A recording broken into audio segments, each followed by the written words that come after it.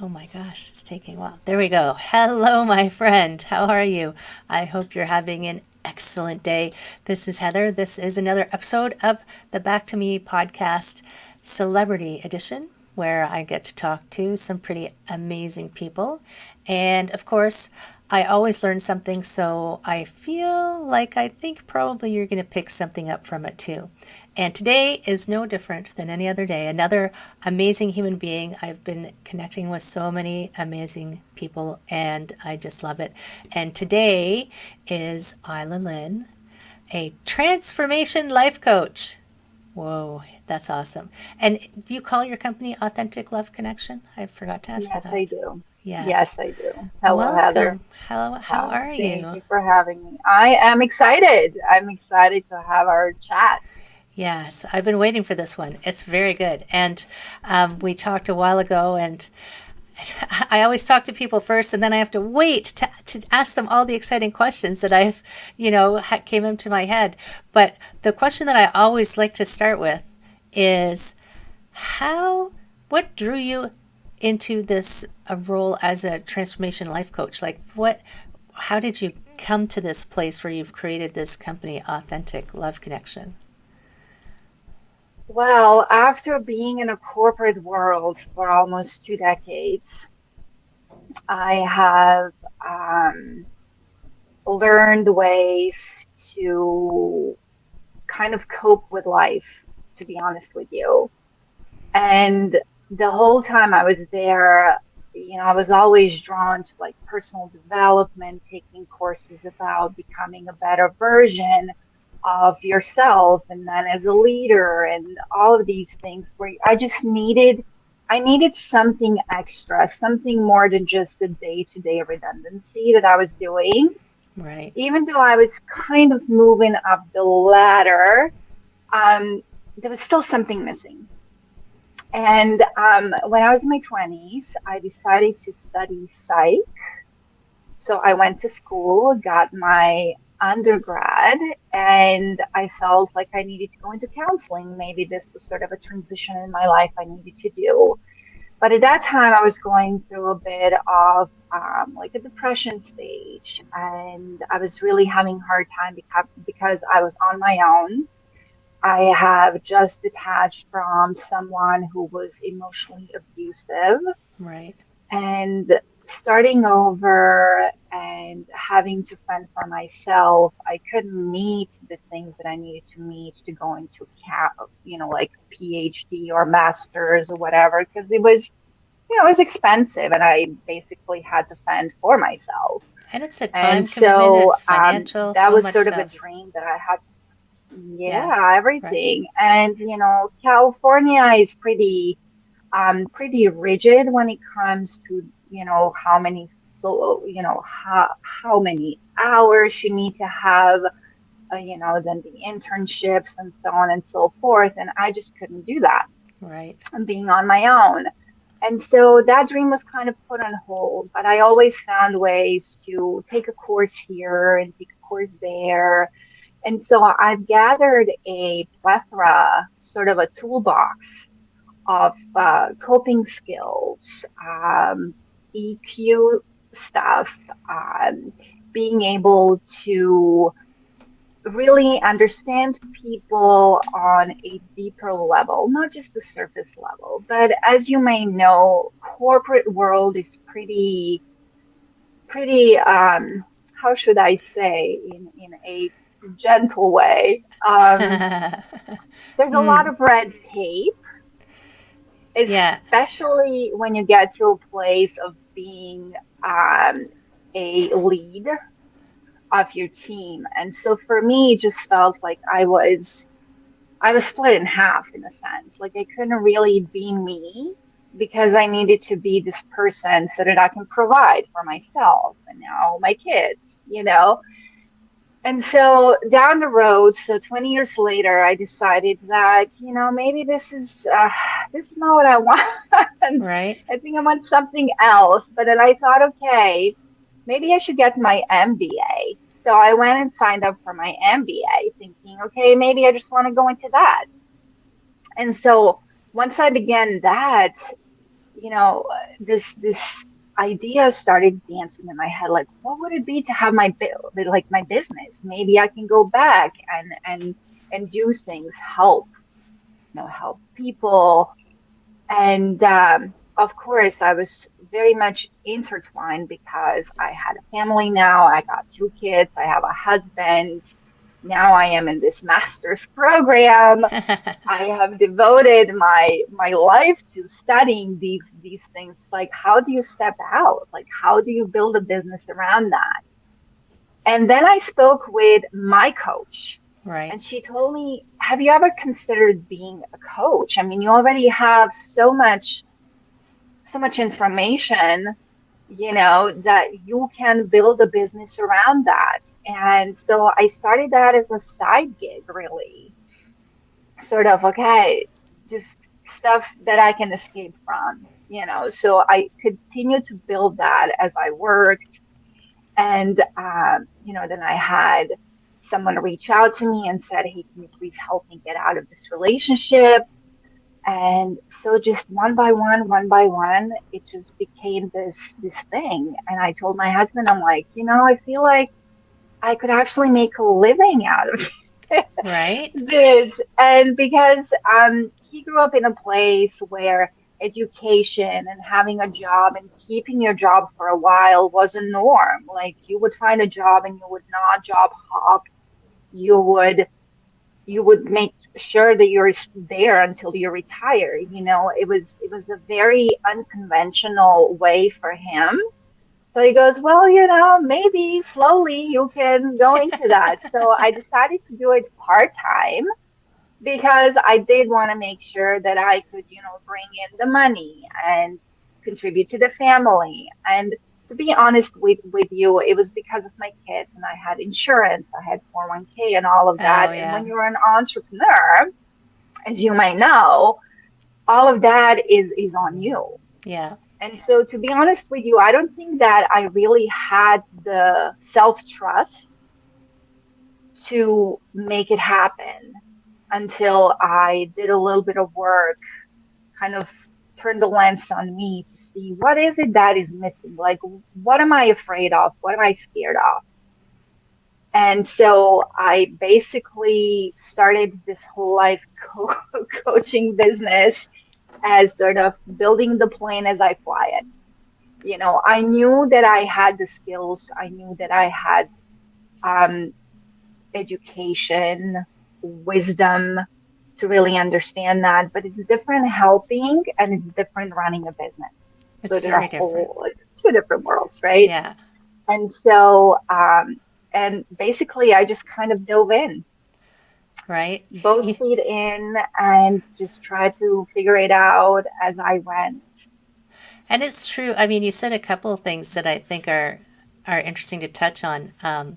You know, the traditional, and it's we keep calling it traditional because it's still in our memories, but it's not traditional anymore to find that good job with the good salary, and you just stay there and you keep your head down and you work till you retire, because the Yeah, goal is always retirement. And I think that has shifted. Thankfully, that has shifted. That's not the norm anymore necessarily. Although there's still people who that's kind of how they were brought up and that's their understanding. Because mhm, if you're always waiting to retire, then you don't live for all those years that you're working. I mean, I think that's so sad, right? It's like, absolutely. I and if mean, 65, is that when you're supposed to live your life, or should it be backward? I think it should be backward. I think it should be backwards. There's a Right. gentleman I saw do a presentation quite a number of years ago. He was a financial advisor, and he was very much, we're doing it backwards. We need to go out and have all the fun and have all the joy while we're still young, and then once we get it all out of our system, then we sit down and we work. Right? Exactly. Which I Exactly. kind of thought it was pretty awesome, but I still couldn't figure out for a while how to make that work, you know? But it's true. It is very common to have that, this is, you need to do this job. And then there is the other thing that you said about, how am I going to make this work? Like, why would this work? And it is a very big change to go Mm-hmm. from, first of all, just a regular job into Mm-hmm. entrepreneurship, because in your Mm-hmm. regular job, you do have that paycheck coming in, you have vacation time, you have the insurance and all of those retirement benefits if you have them. So that feels very stable. But I always called it the golden handcuffs because, yes, you have all of that, and that is holding you potentially hostage against what your heart is asking you to do, right? So it is a big, scary Yeah, leap. I just retired from massage at the absolutely. end of December, and I remember telling one of my clients one day that I had spent 15 years as a CPA. And she, pardon me, she almost jumped off the table. It's like, whoa, whoa, whoa. But switching into that role of entrepreneur, it does take a little while to figure out how it's going to work. Excuse me. And Okay. the trusting yourself that you do know enough. You do have value. You do have something to bring to the world. That's something that I think a lot of people struggle with, making any kind of change in their life, any kind of change Mm-hmm. they want. There's that fear factor, right? So, is that Yeah. something that you encounter a lot when you're helping people? Oh, absolutely. I mean, it began with me, the fear of, what if I fail, right? Because a lot of us, we're afraid to try things because we're afraid to fail. And as you look deeper into that, failure is, I mean, it's proof that you're trying, right? Yes. I mean, Yeah. so if we reframe it as failing is not a bad thing, it's actually a good thing, then you can look at it from a different lens. And so a lot of my clients who come in first, I mean, first, if they've never had coaching, they're like, what's coaching all about? Yeah. Like, I've had counseling, I've had therapy, but what's coaching about? So a lot of them come in with that fear of, okay, am I just going to spend this money and not learn anything? Or, am I not going to be able to do that? And I explained to them, I said, coaching is really someone being in your corner, holding your hand as you figure things out for yourself, Yeah. right? We give you the guidance, but we don't do these things for you. It is on you, but it is on us to stay on you, to keep you kind of pushing ahead, right? Keep you from stepping back into your comfort bubble. And a lot of times to help you see a different way of, you know, doing things, even thinking, because the way we're thinking, we're very much set Yes. in our ways. That's a very good And so, description of corporate. Very yeah, set in their ways. very set in their ways. Absolutely. It's like, this is how it was done all along. This is how we need to continue doing that. Coaching, on the other hand, gives you the freedom to choose, the freedom to explore. What I love about it, when I initially began, to get over that fear of failing, was basically, even if I got up in the morning and helped only one person, that is not helping only one person, because that person has family, Right. they have friends, they have coworkers. And by helping this person change their perspective on relationships in general, you're not only helping transform them, but their environment. Right. There is a So ripple from that, outwards. right, it's a ripple effect. And so that keeps me getting up in the morning and knowing, okay, yes, I might have 3 clients today because I'm very much hands-on. I like the face to face, because the programs and stuff like that is great, but I have found it to be only a temporary solution, really. And it's much more effective when you have someone, that you can text, where you say, hey, I've had this thought, this is what I was thinking, but this is what I feel might happen, right? Because a lot of us, we tend to predict what's going to happen, And it's always bad. right? And that it's always bad, because we're wired to be negative. We're wired to assume the worst, right? But what if things work out? So for me, when I typically get the text, it's like, yeah, I really want to do this. Like, I want to send this email, or I want to send this text. What do you think? It's like, why are you hesitating? Yeah. Why are you hesitating? Let's unpack that. Are you afraid of the answer? Are you already in your head having the conversation of this has gone down a hill? Yeah.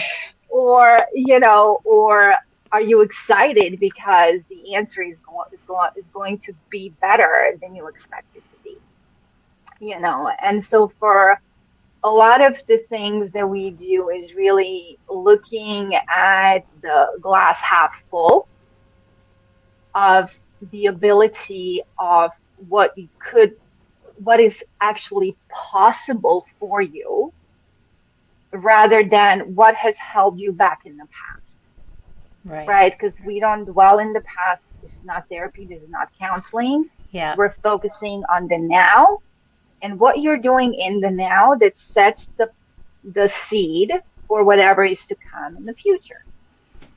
And it really helps to have someone who is not intertwined in your thinking, and to be able to help you see it's clear.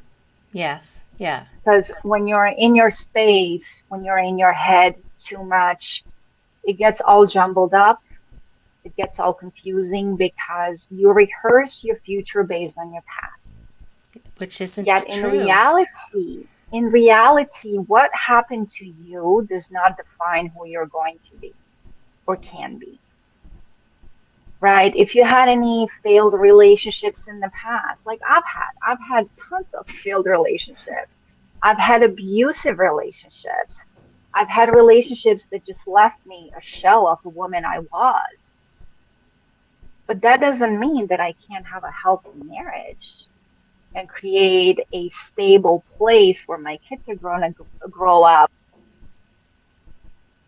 and where they're happy and where they can see that the dynamic is healthy, Right. right? Just because I've made a mistakes in the past doesn't mean I'm going to repeat them. That is if I choose intentionally not to repeat them. And the interesting thing about mistakes and failure that I mean, we're always saying we don't want to make mistakes and we don't want to fail, but we can't actually learn unless we make a mistake.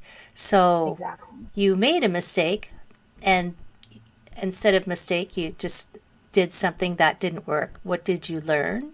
And what will do you want something different, and what will you do different? And I just think that's that reframing is was really helpful for me when I was trying to figure out stuff, life stuff, there's always life stuff. It's like, wait, it's okay. I can make that. I can do that. And if it doesn't work, that's okay because then that's just information, right? That's just information. Absolutely. And it is very true that the coaching, this is that's one of the distinctions I always make. Your past informs your future and you have lessons from it, but we don't spend our time back there because it's not therapy. We spend our time with like, what do you want, and Yes. how will you get it? I mean, I know this coach who says it's like personal training. Your coach can't do your push-ups for you. We can just help you figure out how many push-ups to do. You need to do exactly. Right? That's Exactly. so true. That's so true. And often people don't see the patterns that they fall into, right? Unless Yeah. something major happens. And it's true. The coaches, if sometimes you need that person. I have a client who said she knew she didn't need a doctor or a psychiatrist, but she needed someone kind of outside of her circle who didn't have an agenda of any kind, impartial. Unbiased. Hmm. Just just ask questions. I mean, to help you sort out that stuff you were talking about in your head. Hmm.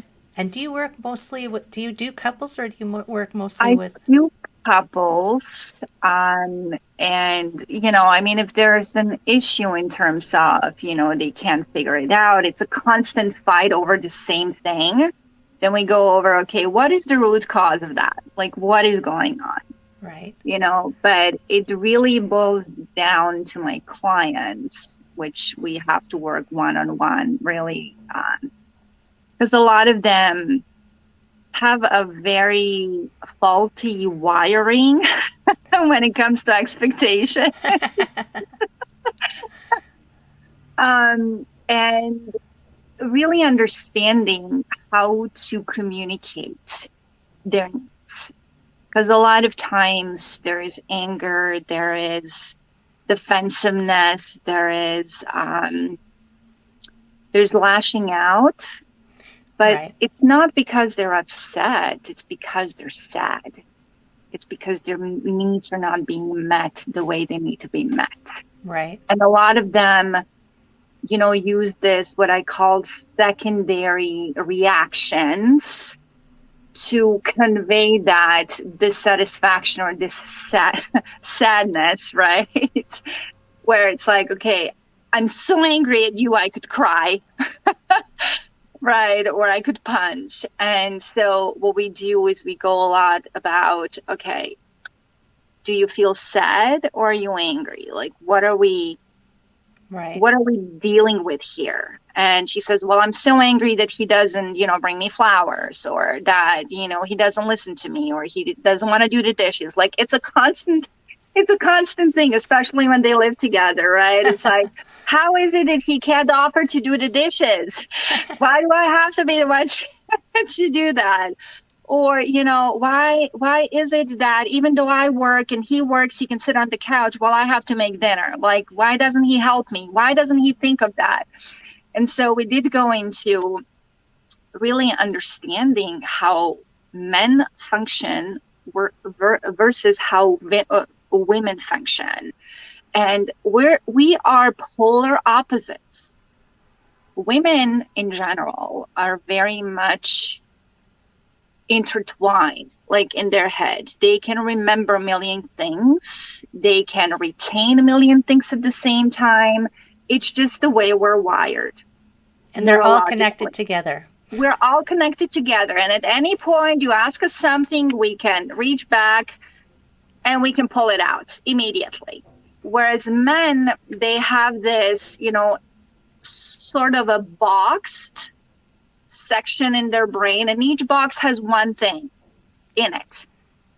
And they can only do one. So they're very focused on just one thing. And so if you ask him, did you not remember what I said a week ago? And he says, no, I don't. He truly doesn't. He's not ignoring. He's not being dismissive. He just does not remember because it is not something. It's not in his box. It's not in that box. He put that box away already and filed it away. And so it really helps them understand how to go about speaking out, talking about their needs. And a lot of these things that we talk about is really around them being themselves. And so this is the whole authenticity. Yes. Uncovering the authentic you. That's what we want to dig into. So let's segue into that. Yeah. A lot of women, from what I could tell, have a really hard time just being themselves. And so many women, they play pretend in their life, in their jobs, in their relationships. And that's because they don't want to be judged. They don't want to be criticized. They don't want to be abandoned or neglected. And so a lot of times they put on masks. And I know I've done it myself because I wanted to be liked. I wanted to belong. It's a human nature to want to belong, to not be casted out. And it dates back to the tribal times, right? Where being in a group was your survival. Right. Because if you were out fending for yourself, and you were attacked, then you would die. So our genetic composition, it's still wired to want that connection, to want to belong. And so we will do whatever it takes to be a part of that. Right. I know I used to shape shift as I say it, to appease everybody and their mother. I was such a people pleaser. Right. And I thought that it was a noble thing to do because I'm such an empath. Like, I have a big heart and I wear it on my sleeve. And, and of course, people loved it. They loved it. I catered to everyone that I was with. But at my expense, at the expense of my mental health, at the expense of my emotional health, even my financial health. Right. I used to go in debt, going out and, paying for things and taking part in these events or contributions just because I didn't want to be casted out. Right.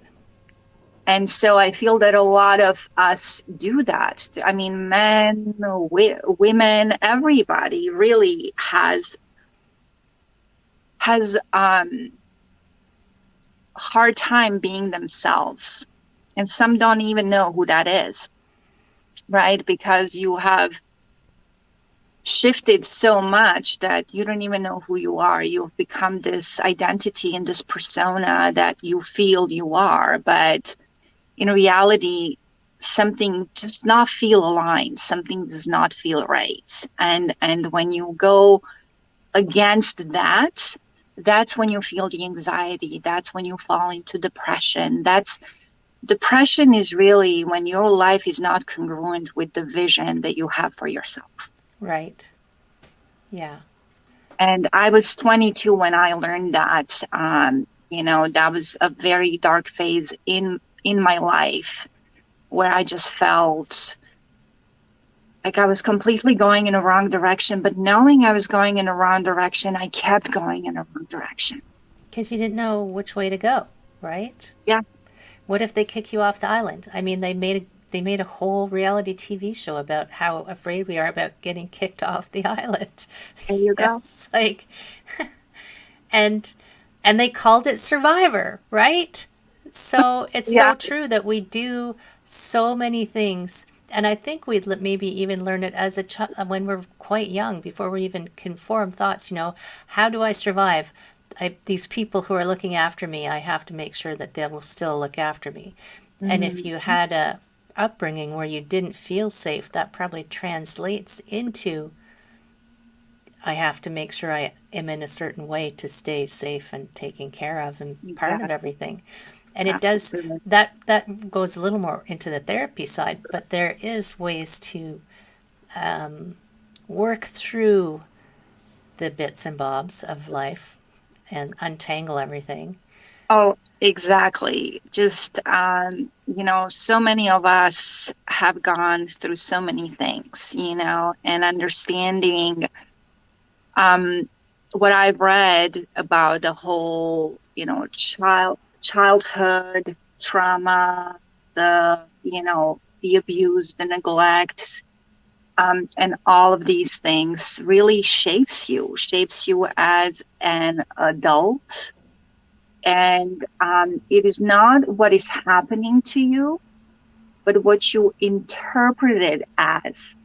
Right. Right. So it's really your own perception on what was happening that is kind of keeping you stuck in that space of, am I worthy? Yeah. Am I worthy of having the things that I want to have for me, for myself? And the answer is always yes. The answer is always yes, but it's so hard to believe that, especially if you have come from a place where you've been judged. Yes. Where you needed to perform in a certain way to be acknowledged and loved and cared for. Right. And so when you get to the point of, I need to have good grades, or I have to make a certain amount of money, or I need to have a certain degree. Like, the degrees were for me what I felt was worthiness. Right. So I went on and I literally took every class I could get a completion certificate on. I got my undergrad, I got my MBA, I got my certification for a life coach. And I kept going in, and I got my NLP certification. And so I kept collecting these certificates. And finally, my coach goes, will you stop? Will you stop collecting degrees? Please stop. Just stop. Because I was thinking, I'm like, maybe I want to go for my PhD. And she's like, Oh my why? gosh.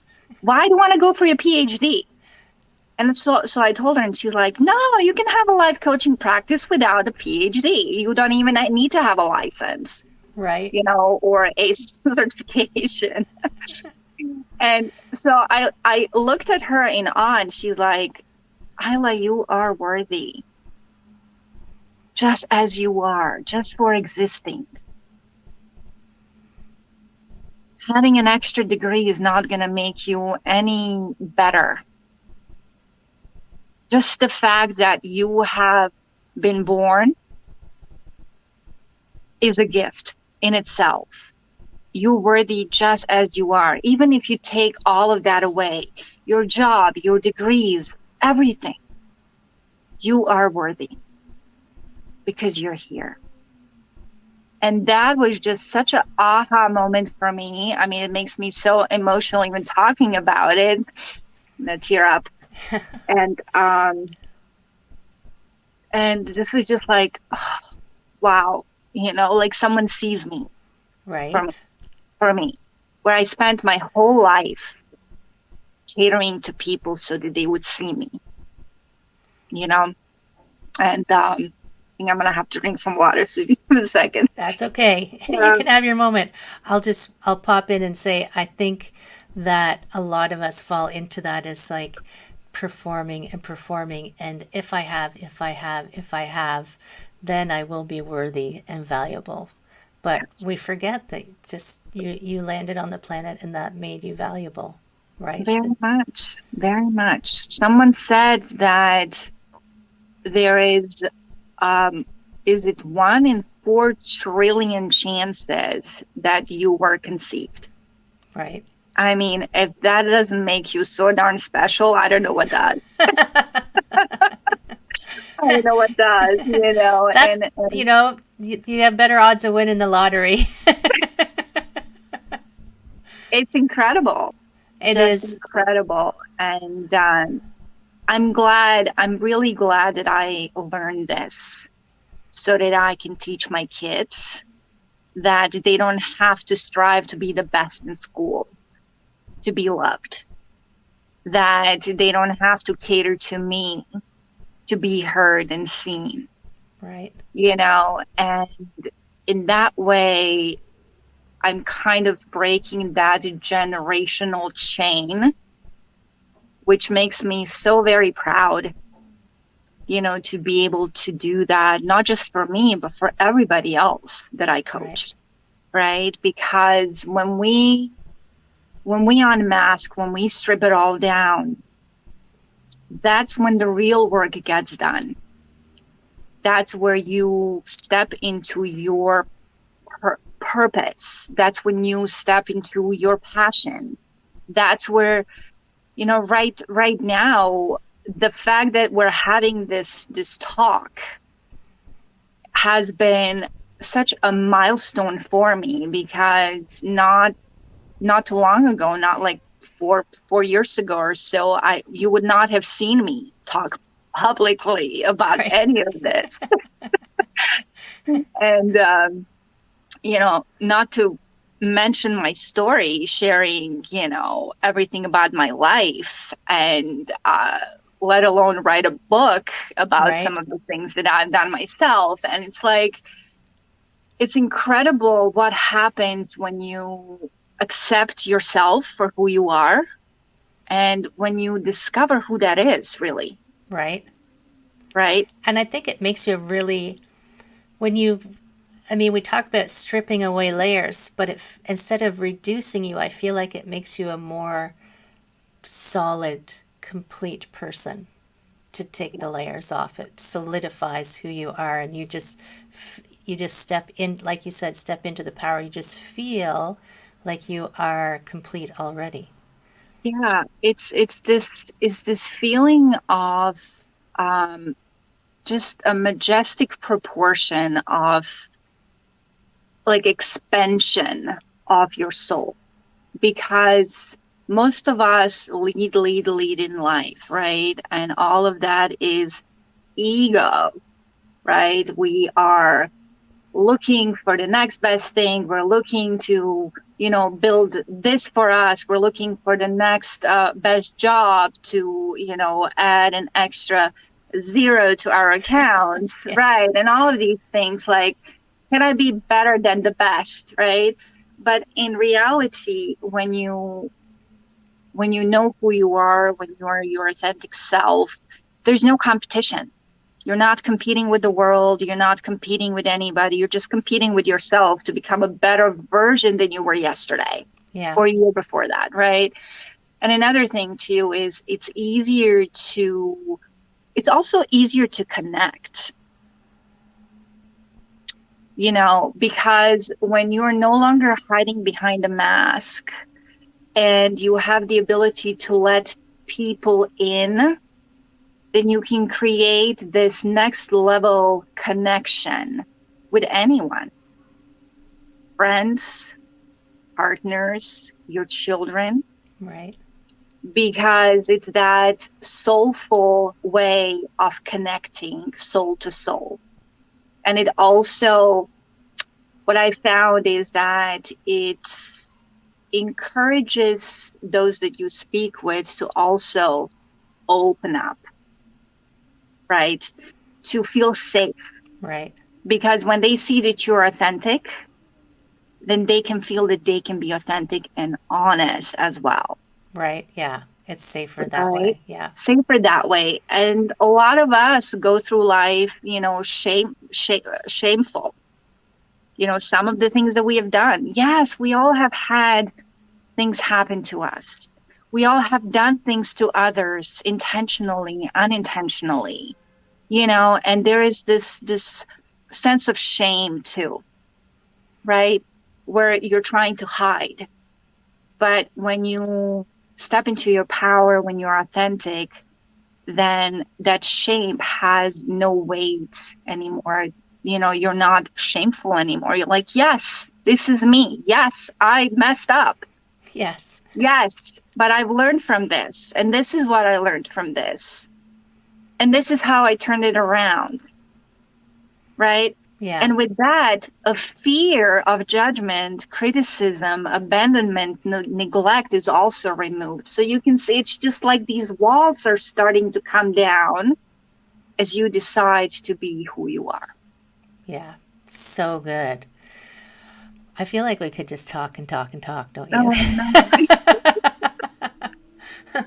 But respecting your time, because your clients probably, I know that you probably have a lot of people that you help, and I think that's outstanding. But I always ask before we sign off. I always am interested in, do you have, pardon me, here goes my voice, a final word of wisdom? I have several.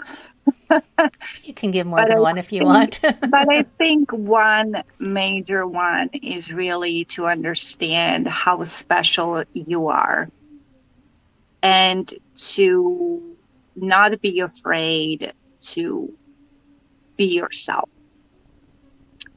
Yes, this new version of you, or whatever it is that you are uncovering, is going to require you to leave some people behind, because not everyone is meant to go with you on your next path.